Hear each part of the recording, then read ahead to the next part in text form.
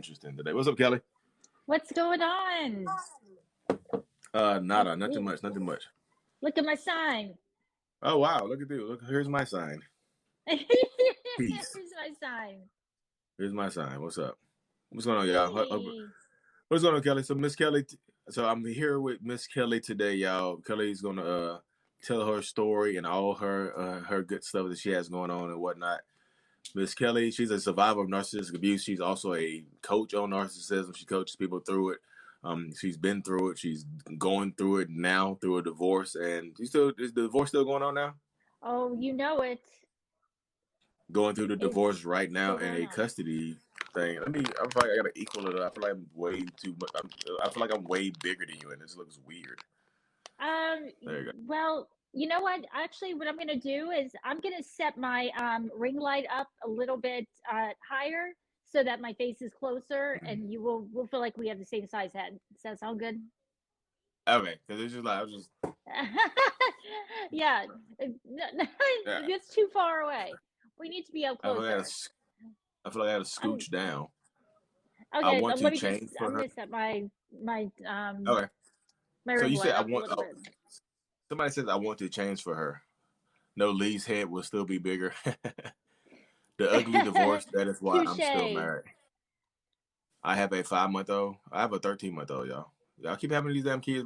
So this is not a slight on y'all, but for real, y'all gotta stop having kids by people y'all don't really know. You just have to. That just has to be narcissist or not, toxic person or not. Y'all gotta stop having kids by somebody to tell you they love you within 2 weeks. Let's have a baby together. Even though I don't know your last name or your birth city, the city you were born in. Let's just have a baby. Her name, her @ is lovely_lady_love. Lovely lady love. Lovely lady love. Well, thank you so much for having me. I'm glad that we were able to do a live together. Hi guys, how is everybody doing tonight? Let me answer this question. Is TikTok bad for your NPD? No, it is also. It's actually the cure. It's curing me of my narcissistic personality disorder, y'all. TikTok is the cure. Everybody wants to know what the cure for NPD is. It's TikTok. TikTok is the cure. Everybody wants to know what the cure for NPD is. It's TikTok. I'm just joking. If only it was. The floor is yours, Miss Kelley. Go ahead and tell your story and let people know what you got going on. Sure. Hi guys, how is everybody doing? I'm at home right now. I've got a 2.5-year-old, so there's cartoons in the background. I hope you guys can hear them. I'm trying to drown it out with my earbuds. But as Lee said, I am a survivor. I joined TikTok we're coming up on 2 years because it was the summer of COVID. You know, I remember, Lee, you were one of the first people that I saw that introduced me to the world of narcissism and NPD and Narc Talk, really the beginning of Narc Talk. I'm not sure when we coined that term, but definitely you were like one of the first people that ever came into my life. And it changed my world. You know, I started making videos, and I think the second or third one I made went viral. And it was about, being married to a narcissist and regretting, feeling like something was off even on my wedding day, like something wasn't right. And that sort of conflict of interest in that video really spoke to people. And they started to really respond to me. And so I started making more and more videos, and kind of like you joked, TikTok was the solution, but really TikTok for me was the solution for what ailed me, the stress and duress that I was under with narcissism, and finally escaping and breaking that trauma bond. TikTok was really there. Narc Talk was really there for me. So, I'm just going to quickly just say that I believe that there are 4 steps to healing from narcissistic abuse and helping break the trauma bond. And the very first one is community. It's having your support system. And then when I say support system, I'm talking about people who have actually been through narcissistic abuse and understand you, and that's what Narc Talk gave to me, was a community, a fellowship of people who understood me. And so I wasn't alone, because one of the things that narcissists like to do is that isolate you from your friends and your family, and you need that support system around. To me, that's like top dog. Like, that's the number one thing that you need. So anyway, going back, I started making videos, loved it. and it really spoke to me. And I think I was speaking to other people. Well, after a little while, people started to ask for my advice and coaching. And I was like kind of shocked by it, but then I was also intrigued. And so, yeah, I am a certified life and relationship coach. As you can see with my big ass sign, you can do one-on-ones with me. You can find that through the link in my bio or directly at my website, kellykowalickcoaching.com. And anyway, but moving along, Lee knows about this. I also started about a year and a half ago a support group, and it's called Narcissistic Abuse Survivors, also Nas, like the rapper. And we have monthly meetings with amazing guest speakers like Lee, who's been on a couple of times, and Sinful. Let's see, we've had Stronger Than Before. We've had Heather Coleman Voss. We have amazing guest speakers. And then coming up on the 20th of this month, we have Trey De La Tour. And if you don't follow him, he's an amazing content creator. Just wrote a book called The Wellness Wheel, and he's going to talk all about self-care. So self-care will be the topic of conversation for the next support group meeting. But the other thing that I want to mention, Lee, you can jump in if you want, but Lee and I are going to be on the panel for an amazing webinar coming up on April 6th at 7 p.m. Eastern. It's called Recognizing and Overcoming Narcissistic Abuse. And the host of this meeting is Lisa Sunny, also known as Stronger Than Before. And she puts on relatively monthly, about monthly meetings, webinars. And this one is going to be absolutely fantastic because the other people on the panel are Ben Taylor, who's also known as Raw Motivations, Manjeet Ruprai, who's an amazing licensed therapist, as well as Dr. Carrie McAvoy, who is an incredible licensed therapist as well. So what's cool about this webinar is that you're going to get the perspectives from both the narcissist and the licensed therapist, and that I'll be on somewhere in the middle as a coach, giving my feedback as well. But it's going to be a really awesome dynamic. Wouldn't you agree, Lee? It's going to be an awesome dynamic. Yeah. So to add on to what Kelley was saying, so on April 6th, there is going to be a live webinar event where there's going to be 6 panelists and a host and whatnot. 2 self-aware narcissists, 2 therapists, counselors, survivor, like Kelley's a survivor coach, 2 coaches, trauma. Y'all need to check this out on April the 6th. Like, seriously, we have fun there. It's fun. It's interesting. We bounce ideas off each other. It's pretty much like going to be like, it's going to be a very, very powerful thing because it's the title is like, recognizing and overcoming narcissistic abuse. And I saw a couple of people in the comment section that said, I see a couple people in the comment section, they were looking for a community. The community starts it kind of starts here. It starts here. It goes to places like the Zoom sessions and things like that.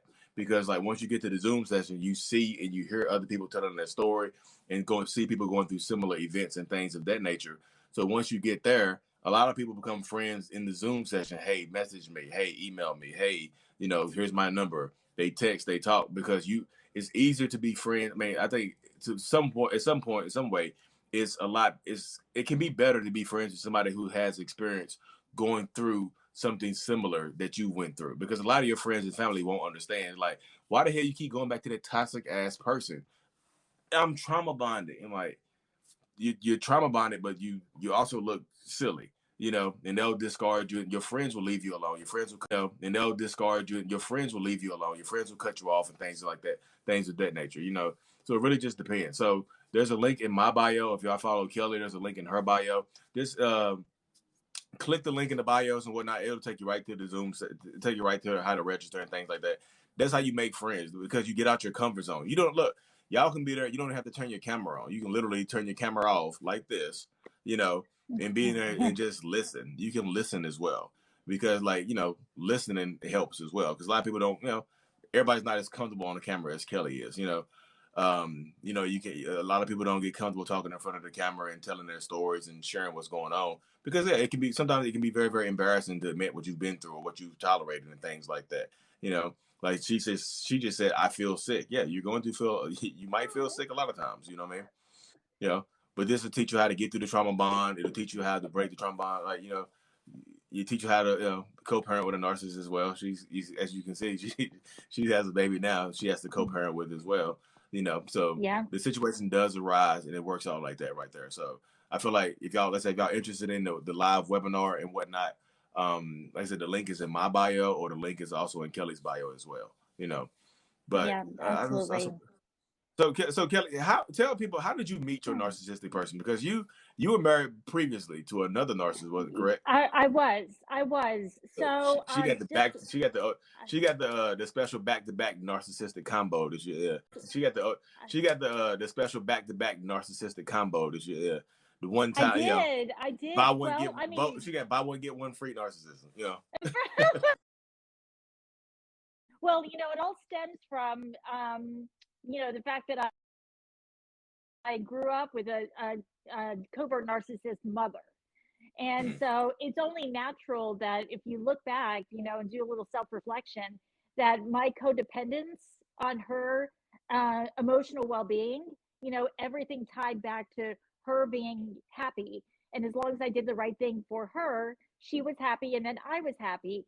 It only makes sense that I would find myself down the path of meeting in my intimate relationships narcissists as well. It does, that's a phenomenon. It does happen that way.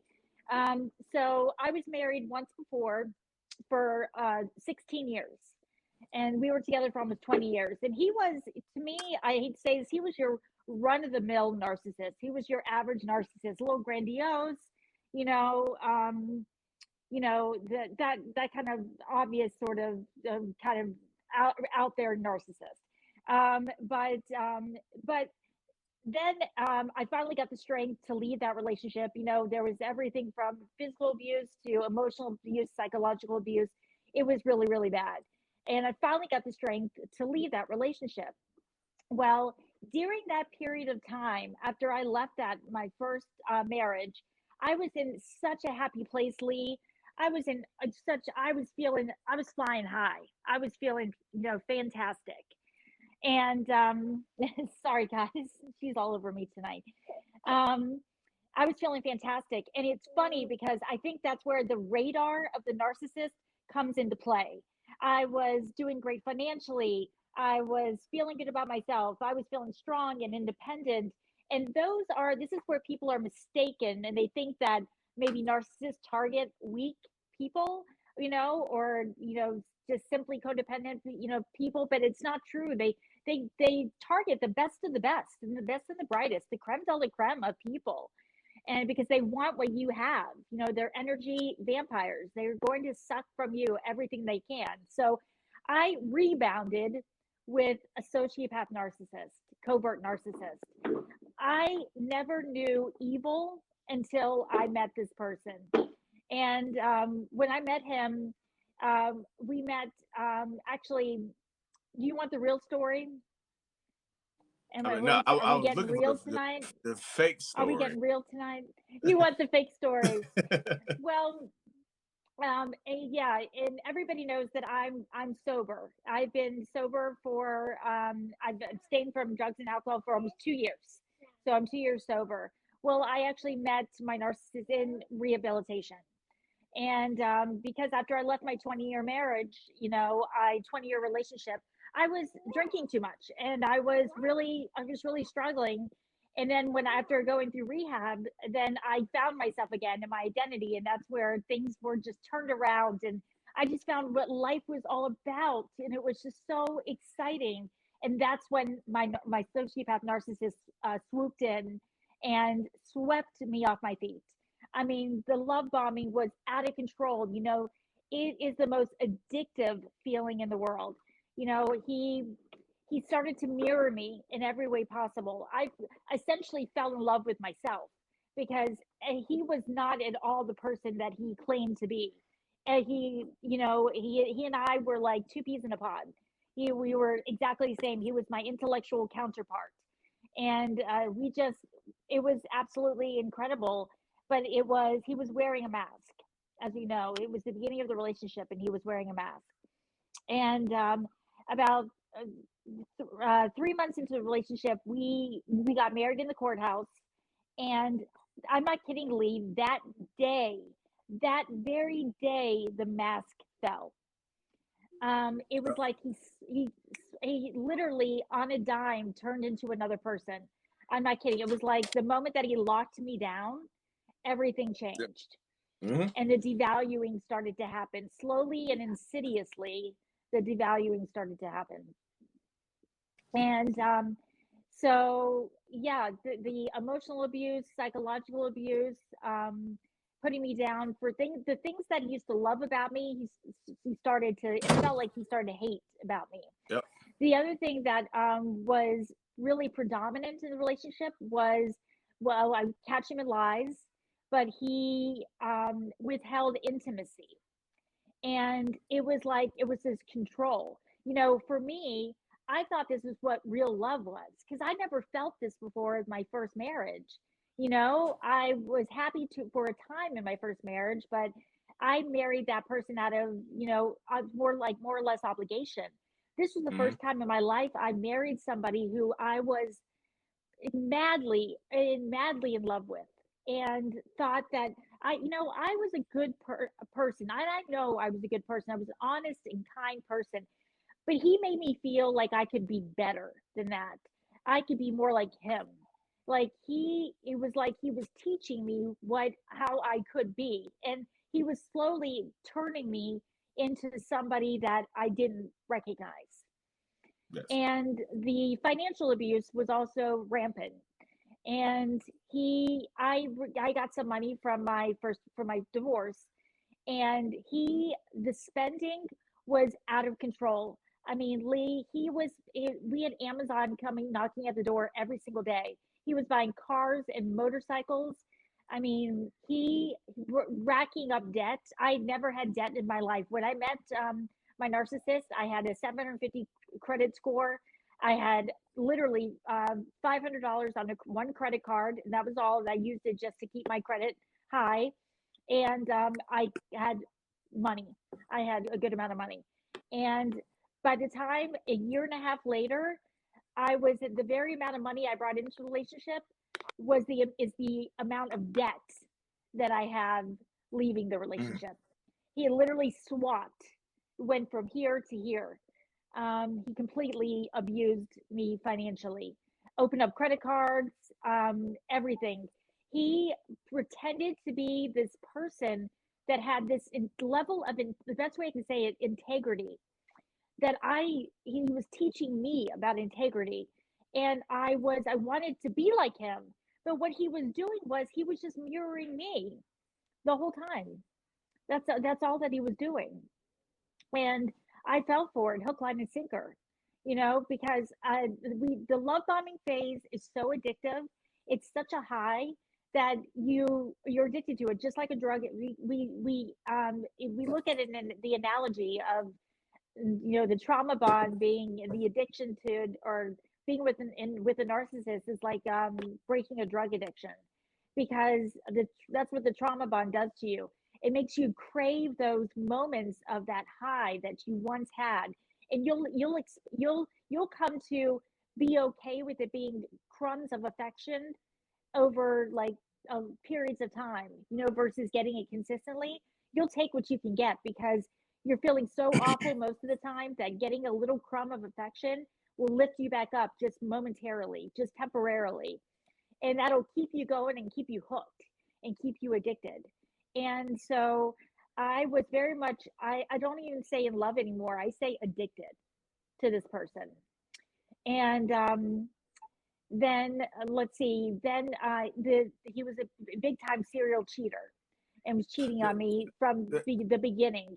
And I'll tell you, a lot of my clients say, "Oh, I don't know that mine was cheating," or they seem to always find time to cheat.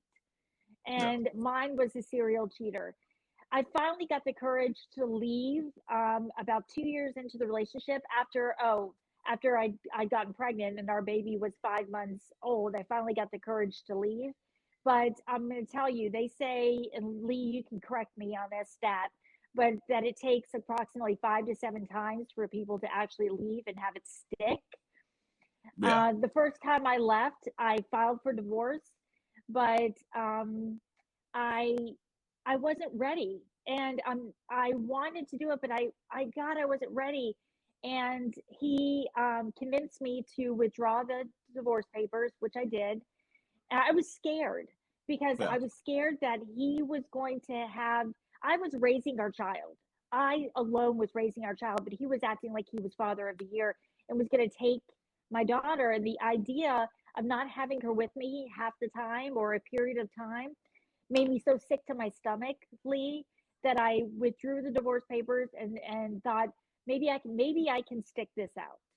Maybe I can stick this out. If I just change my behavior, if I just take enough pills, if I just deal with my anxiety, maybe I can handle this and learn just to deal with him and love him as he is. I'll tell you though, the day after I withdrew the divorce papers, he disappeared all day and went to do things with somebody. He was gone, and for an entire 24-hour period, he shut off his phone and was gone. You get reward. That's how you get rewarded when you forgive a narcissist for cheating on you. And believing that's how they reward you because they lose all respect for you. You think for a second that wouldn't happen, that maybe they would change their behavior, but no, it actually gets worse in my opinion because Mm-hmm. they literally lose respect for you when you cheat. They think then that it's okay. You have essentially given me permission to cheat because you have forgiven me. And that's exactly what happened with me. Well, Yep. the moment that happened, I knew I was going to have to file for divorce again, but I stuck it out for a few months and then filed for divorce a second time. And things that was right before COVID hit, and suddenly all non-emergency divorce, any case, especially divorce cases, anything non-emergency was stopped in the court system. So that's another reason our divorce is dragging on. Well, he's dragging it on, but it also was delayed because of COVID. So we are still our get this. Here's a funny thing. Our divorce is now officially longer, has gone on longer than our marriage lasted. Wow. That's how bad. No, they say a divorce is awful in and of itself, but divorce from a narcissist is a whole different ball game because there are only two things that they want to do to you, and that is to destroy you and to win. They are not considering, the children or what's right. There's no compromise. They are literally just going to do what they can to break you down as much as possible and leave you like as a shell of a person. They want to bleed you dry. And Yep. that's what, so anyway, with my coaching, I do help those who are going through divorces with narcissists. I've got some tips and tricks, especially since I've been doing this for as long as I have been. Um, and I do coaching as well, like I said, helping with trauma bond, with escaping from the narcissist. I help literally with logistics and getting you out. And I'm also, got coaching experience with having narcissistic parent, having grown up with a narcissistic Yeah. mother. That's a tough thing to do though, because I remember you telling your story. Your soon to be ex was living a different life though, wasn't he? There Very, was a reason. yes. There's a reason he was hiding. He was withholding affection, wasn't it? Behind the There, scenes. there's absolutely that. So I try. Yeah, well, I've been making a lot of videos about it lately, Yeah, I saw but one pop there up. is I a. saw one pop up recently. If you don't know what the down low is, you can Google it, and that's the lifestyle that he was participating Yeah, in. So he was on the DL. he's on the DL. He's on the Yes. DL, and that is one of the reasons he was withholding intimacy from me. It wasn't even Lee. I'm gonna just expand on this for a quick second. It wasn't just that he withheld the intimacy or made me feel bad for wanting to be intimate with him or all that stuff. It was like he was disgusted by me, by my body. He made me hate myself as a woman. His all my beautiful feminine traits, physically, emotionally, spiritually, it was as if he was disgusted by them. And don't even get me started on when I was pregnant. And I'm going to tell you what, I was an adorable pregnant lady. I was adorable. And he was literally disgusted by me. He didn't want to touch me. He wanted anything. He thought that I looked, he grossed him out. I mean, he broke me down. It took me a good year and a half to start to recover my femininity and, and be, proud of myself and happy with myself and loving of myself. I mean, it broke me down. It made me question who I was as a person. It just stripped me of my identity. Yeah. So it gets to that point though, and that's what they do, because like once I just feel like you kind of just telling your story, you touched on a few big moments, like when you were getting love bombed until you got married. There is one trap right there. Then the whole cheating thing, forgiveness, whatnot, and then you got pregnant. There's another trap. All the traps are happening. Spending all your money and things like that. Yeah, so you see how they tie you up. Once they feel like they work really, really hard until they feel like they have you tied up. Because once they feel like they have you tied up, it's kind of like, like you're driving 150 miles per hour and then you slam on the brakes. It's just like, That's exactly. But but you like say, but you're the passenger in this car. You want to keep going forward because you, like you said, you're entranced, you're intoxicated by the relationship moving so fast and going the way that you wanted to go. So you continue to try to move forward. So you're reaching over there to the driver's side, trying to put your hand on the pedal, try to go forward. They're just smacking your hand away. And then you're just like, okay, I'm just going to get out the car. I'm going to leave. I'm going to file for a divorce. And they're like, oh, no. I'll push the pedal again. So you start going forward a little bit more. Then you withdraw the divorce papers. Hit the brakes again. Disappear for a week. Disappear for a whole day or whatever. Get you pregnant. There's a lot of moments when they slam on the brakes, when they feel like they have you trapped. That's kind of where it kind of comes in with the breadcrumbing, or or the intermittent reinforcement comes into play. But they just give you a little bit of the stuff that you're missing. You know what I mean? Yeah, it gets to the point where they love bomb you so much, and then they have you question your femininity like you were doing earlier. But then they give you a hug or a kiss, and when you don't get hugged or kissed for so long, you don't get appreciated for so long, that little hug or kiss means so much more in that moment. It's just like, oh my God, they love me again. I got a kiss today. I must have done good. What did I do? What did I do good today? So you try to repeat the same actions you did to get that kiss. Guess what? It doesn't work because the goalpost is moved again. To hit the brakes again. Just play with you a little bit. Like I said, that person, I feel like a lot of times they, like I said, when narcissistic people, when they emotionally disconnect from you, when they slam on the brakes, they like, even when they hit the pedal again, they drive, it's like driving with 2 feet. Even when they hit the pedal again, the other foot is still on the brake. So it's just like, they're revving, the tires are moving, but it's not going forward anyway. It just feels like you're moving. It jerks forward, but you're not going anywhere. So in that situation, like, and still, he doesn't want you to get out of the car. Because like I said, that's why the divorces went on for so long. He doesn't want you to get out of the car with him. So that's why the divorce is lasting longer than the marriage. You know what I mean? So that's why, because he doesn't want to get divorced. That's just, it comes down to the crux of it right there, because he doesn't want, if he didn't want you, or he didn't want to, stake his ownership claim in you, he would just divorce you and let you go. You know what I mean? But he doesn't want to do that. He wants to drag it out. He wants to make you feel tortured. He wants to tie you to him as long as possible. So you're saying, so in your mind, the divorce is going on longer than the actual marriage. But in his mind, you've been married the whole time. There's no divorce until the papers are until it's final. So you've been married the whole time. You were saying you're getting divorced. He's in his mind, y'all still been married. Because I remember talking to you previously. You said he tried to hoover you in a couple of times, like with the family and stuff like that. You get up with the family at the park and things like that, and it feels like the old times are coming back. The foot is on the pedal again. Just hit revving the engine again. But then you catch yourself. You're like, oh no. You get on TikTok, you make your video like, try to get hoovered again, y'all. You hit the brake instead of you reaching over to hit the pedal. You reach over and put your hand on the brake. You stopped it too. So that probably angers him. So he goes to court and tries to get more custody or more money or whatever he's trying to do right now. So it works. So you're still, to him, in his mind, you're still married to him until you aren't. You're not going through the divorce with him. Right now, you're still married. So in his mind, you are actually still married to him. Anything you do right now you think is cheating. that's an interesting perspective. I know that because if people really want to get divorced, they get divorced. They just do. You're trying to get divorced, and you just said a few minutes ago that he's holding it up. So it's the exact opposite. The exact opposite right there. He's just trying to hold it up because again, at the end of the day, he still thinks you belong to him.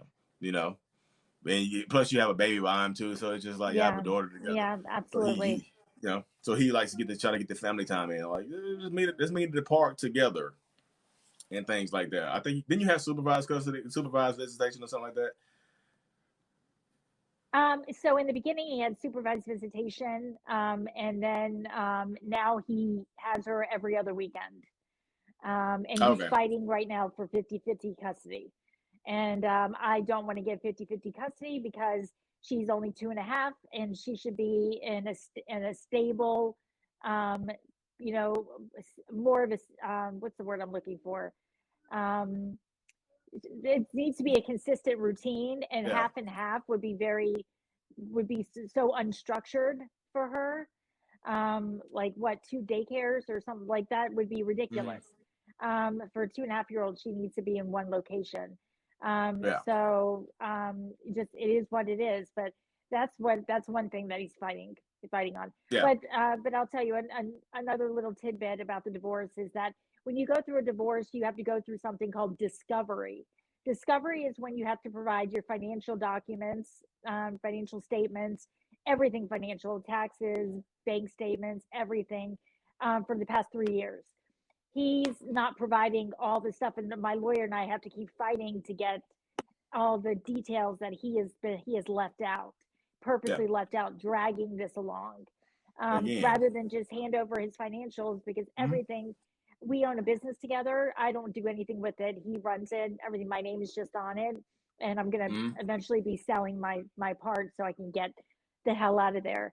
But he's not providing the correct financial statements. Hell out of there. But he's not providing the correct financial statements for his company. Everything is shady. We can't tell what his real income is because he's not giving the right documents.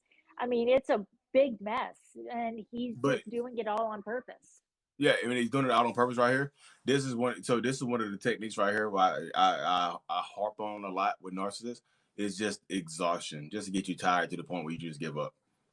Yeah, you just withdraw the divorce papers. You get to the point where you just like, look, it's easier to just stay legally married and just be separate, live our separate lives, because he's gonna drag it out for years because because he'll leave out the last page of the bank statement or something like that, something minute that'll add an extra 2-3 weeks to it because how COVID is holding things up.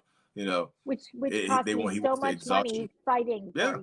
Exactly. And it's where's this money coming from? Like I've had to beg, borrow, and steal, rob Peter to pay Paul to like pay for this divorce. I've had to hustle, and thank God I've had some friends that have helped me out, and then I had to go fund me for a little while, which was helpful. But I don't know how people do it. Where do you get the money? How do you do it? Divorces are outrageously expensive, and the judges and the lawyers love it. They don't care. They're making all this money. But I don't know how to do that. But one thing I wanted to mention, when you were talking about you're driving a car and pressing on the gas and then the brake, what reminded me of was that you can never make a narcissist happy, because he's always changing the rules of the game. The goalpost is always changing. I know you have talked about this. I've talked about this too. So you could do everything right one day, but he or she will find something wrong with whatever it is that you do. If you do it again the next time, like you'll never satisfy a narcissist. People think the harder that they work, as long as they just do things the correct, like some sort of correct way, they'll make the narcissist happy, and it just will never happen. Yeah, because one day they'll be happy with you, like, because you're playing soccer, and then you try to play soccer the next day, and you realize you're playing football. They're playing football. It's just the sport changes, the goal moves, the target, whatever you want, whatever analogy you want to use. I say the finish line has moved back a couple of inches. You know, you're not running the 100 meters today. You're running the 400. You know, Right, so exactly. yeah. Reminds me of that skit that you did with Sinful, Uh, the diet the one, tapeworm, you know, the the tapeworm. tapeworm. Yes. Yeah. Oh, you guys are so funny. Yeah. But I'm the second. with, I'm the second funniest I skit was maker on gonna, I knew here. you were gonna bring that up again. I knew you were gonna bring that up again. I will never live down. You got a memory like a whip. Oh yeah, a You're narcissist never forgets. I trust me. never forgets. That's right. Exactly. I remember the narcissistic injury I suffered in that live. I was just in the chat chilling. Oh my God. I ate my words. I ate my words. It's all love though. So I'm a few people asked can they ask a few questions on here.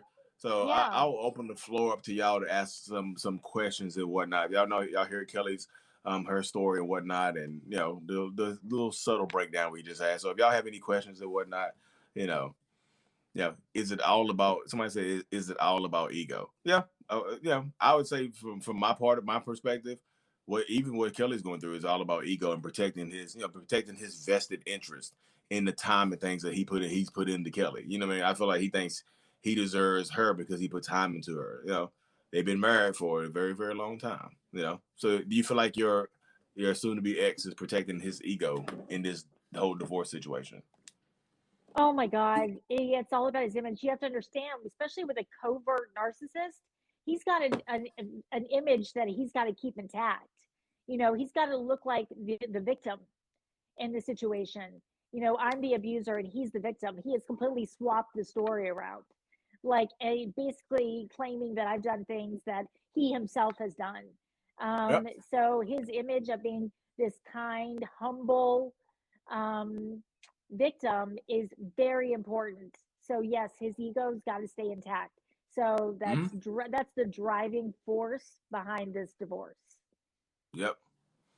100%. The ego has to stay intact, and I feel like even though this is what it also boils down to. If I say this, so this is not a shot at you, Kelley, by any means. This is just speaking in general terms. The narcissistic person might not even want you anymore. They just don't want you to be with anybody else. They don't want to see they don't want to see you happy with anybody else because they feel like they are the top of the mountain for you dating wise and life wise. So he doesn't want to like they are the top of the mountain for you dating wise and life wise. So he doesn't want to see you with anybody else or try to be happy ever. You know. You're well, right now I will tell you just an update. Our co-parenting relationship is okay, and it's Mm-hmm. only okay right now because two things. One, we don't talk about anything court related while we're together. You know, we that those are off topic discussions. We don't discuss anything court related. And The second is it's his ego. He's got to look like he is making the effort to be a great father and a great co-parent. So that's all a part of his image. So I let him just do that, you know, because it keeps the peace. But I got to tell you, I wonder how that's going to change when when and if I start to date somebody. I hear a lot of horror stories about the narcissist being fine until you start to date somebody. And then things just start to blow up. Yep. Because because once you start to date somebody, they feel like you're trying to actually replace them. Yeah, they will attack you in ways that you'll see the real him again. You will. So so any behavior, I mean any behaviors that he exhibits towards you, I would die. I'm not telling you to do it on purpose to antagonize him or anything like that, but document what he does because he can get very very just malicious for no reason. You know. So that happened to me about 2 weeks ago. He in the one morning sent me a text regarding Bella's daycare, and it was like, sorry, my daughter is a little bit wild tonight. Sent me just a text, kind of a benign sort of text, and I didn't have like the answer or something. I don't know. Something triggered in him. I don't know what went on, but he started to lash out at me on text message, and this is like right after being super duper sweet for months, all of a Mm-hmm. sudden, and it was evil and it was Yep. scary and I was shaking. And that's a covert narcissist for you. They are literally two people. They have two sides to them, Yep. and you never know you don't really know what side you're ever going to get. And it's And it also was very scary. and Sorry. that's also very indicative of the fact that narcissistic people can only hold up the act for so long. It, it Right. it'll it all bubbles back to the surface sooner or later. That's why I tell people, just when everybody asks me, they're like, what do I do with, how do I weed out the narcissist? Tap the brakes. And in this relationship car, tap the brakes. So in a real relationship car, it's like a driver's ed car. Like you have a steering wheel on your side too, and a pedal and some brakes as well. You know, you the driver's ed car. You know, the driver, the teacher also has a steering wheel and a pedal and a brake on their side. So relationship car, you can tap the brakes too. You are in that car. A lot of people, when you don't, like, you tapping the brakes in this relationship car, or you setting your boundaries. Hey, I don't like Yep. this. It's going too fast. Tap the brakes. Hey, Yep. I don't really like this. This doesn't fit me. Tap the brakes. A lot of people, when you don't have boundaries, that's when you're afraid to tap the brakes. So if I tap the brakes, I'll lose them. Like, what if I tap the brakes and lose them? Then they're not meant to be there. If you feel like setting your own boundary and making yourself more comfortable will push them away, then they're not from you. They're not for you. You know, it gets to that point where you got to realize that if somebody's going to violate your boundaries on a consistent basis, then that person are not from you. And say somebody says Lee's examples and analogies are it. And y'all, I'm creating these examples off the fly. This is how my mind works. It's just, I just drove that car. I'm in a whip right now. This is me pushing the whip. Yeah, This is my relationship vehicle, right? it's a This is my great life. analogy. Awesome. Yeah. Good Yeah. analogy. I love it. But it is. It's just that's all you have to do is set a Yeah. boundary. Set a boundary and see how they react. Find. I always say this. Is what I say. Find a way to say no. Find a way to say no to them, because you don't want to say yes to everything. You will learn more about somebody for saying no to them than you will from saying yes to everything. Say no. You will figure them out really really quickly if you tell them no to something. I don't want to do that. Um, What? so, You know? yeah, I will give you an example. At the very beginning of our relationship, he was desperate for a motorcycle because he said that would get him, to and from work. I had a revoked driver's license, but narcissists don't follow the law anyway, so he didn't care about that. And I had the money to do that. Well, I was going through my first divorce, and I said to him, but I don't think it's a good time for me to take any money out, that amount of money out of my joint account with my ex-husband, because I don't want to upset him when we are just going through our divorce.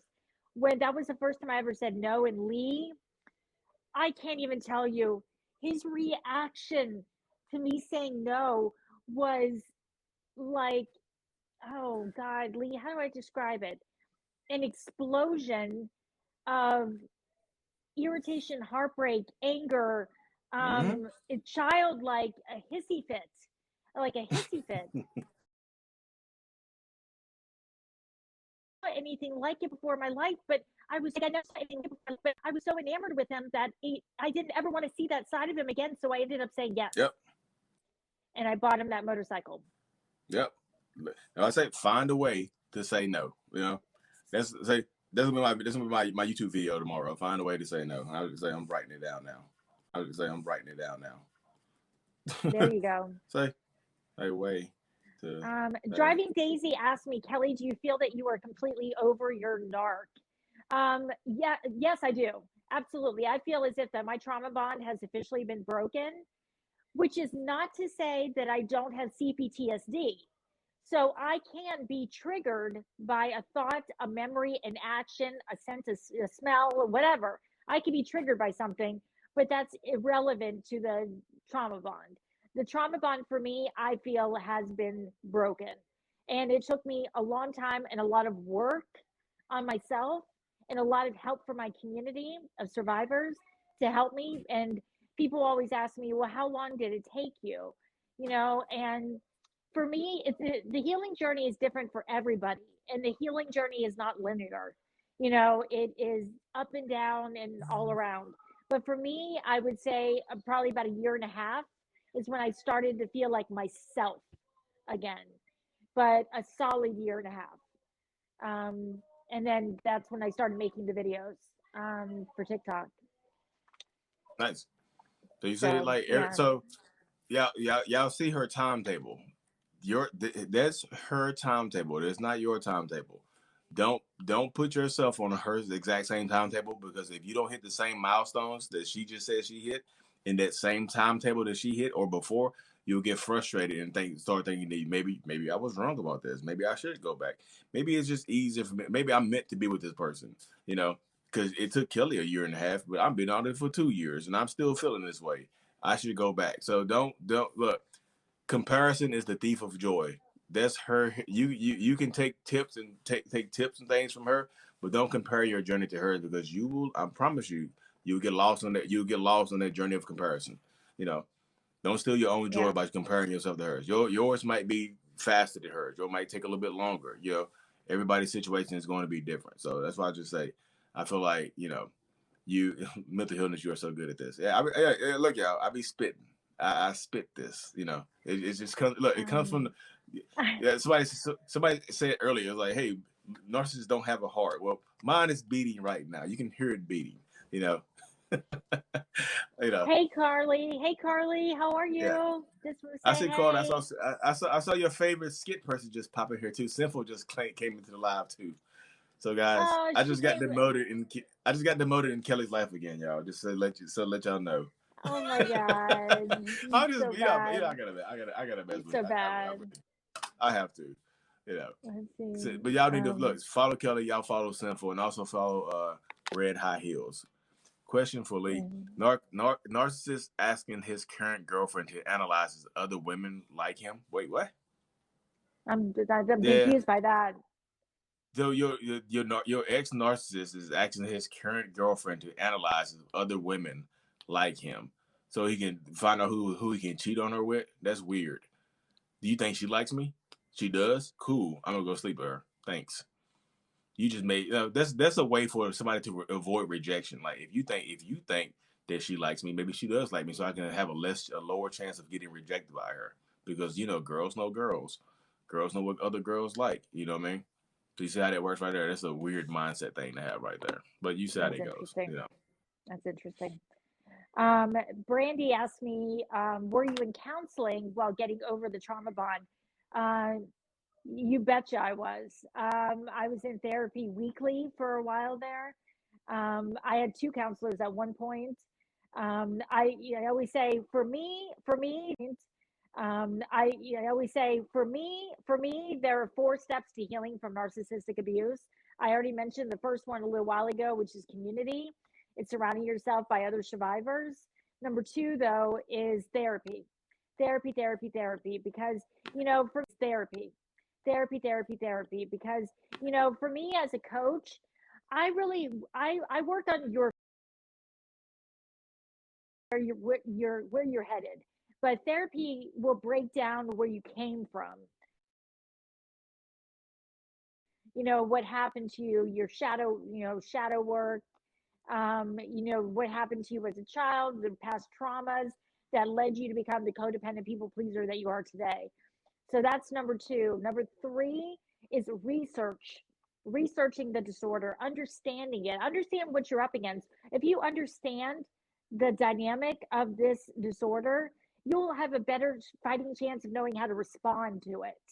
So whether it's watching TikToks or watching Lee and Dr. Ramani on YouTube, to reading books, Psychopath Free is amazing. Definitely educate yourself. Education is power in this case. And then number 4 is self-care.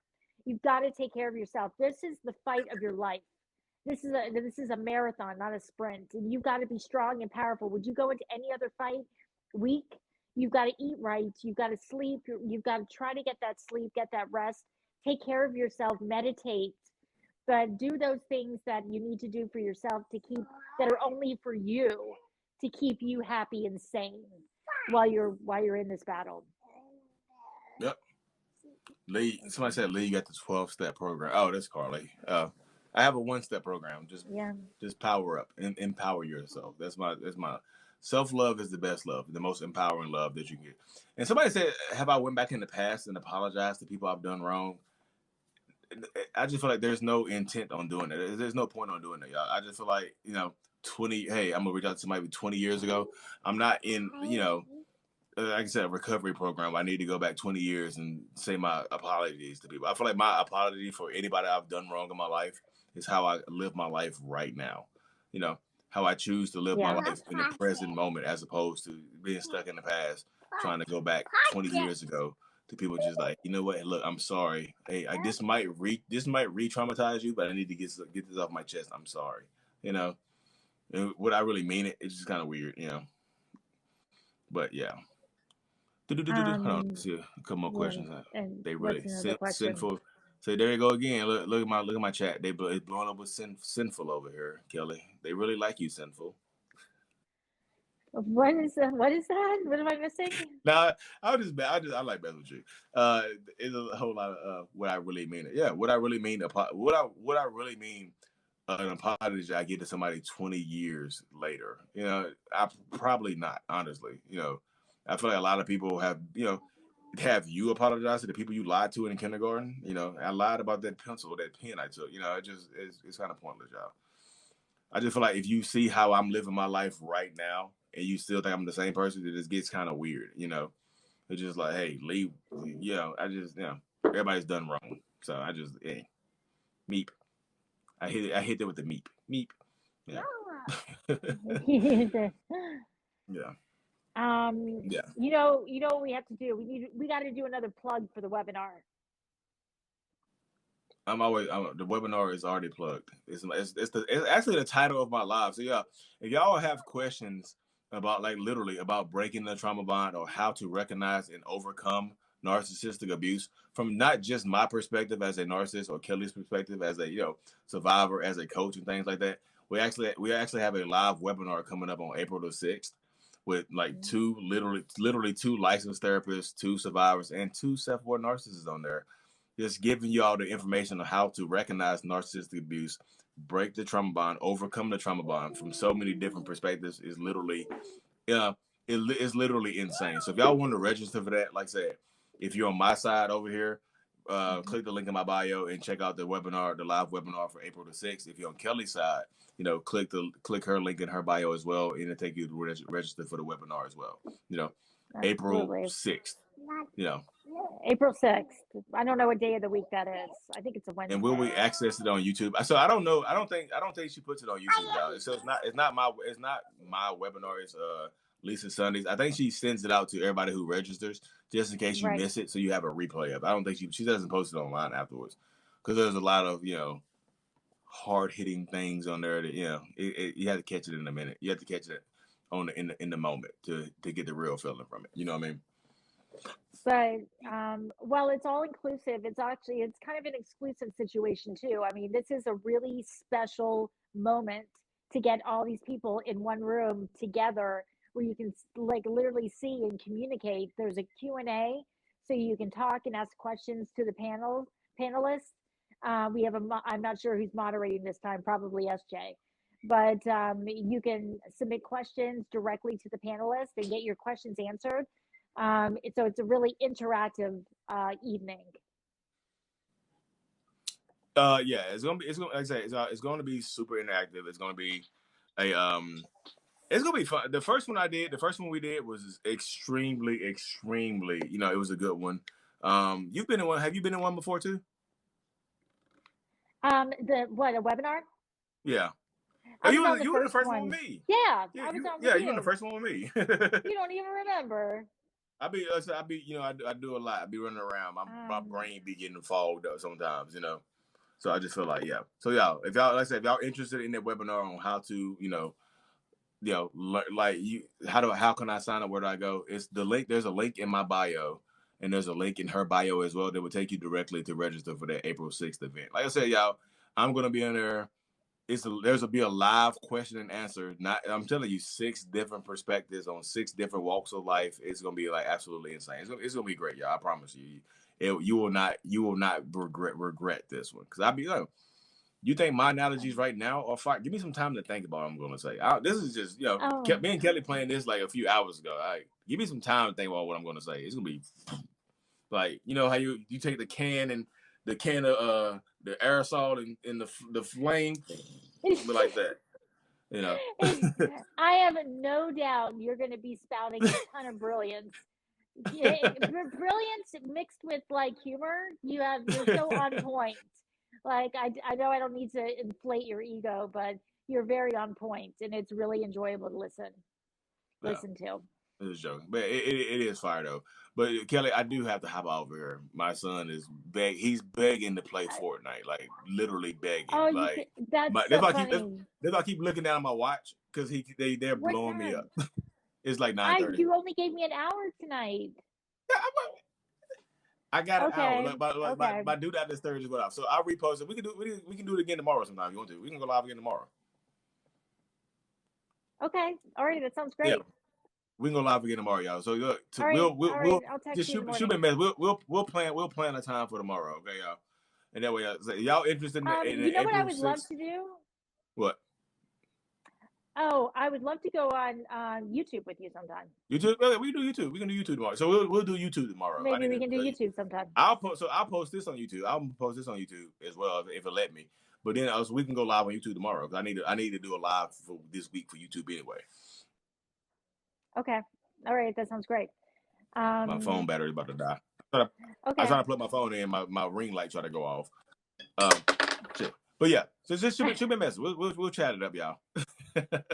All right. So yeah, April 6th webinar. It's going to be great.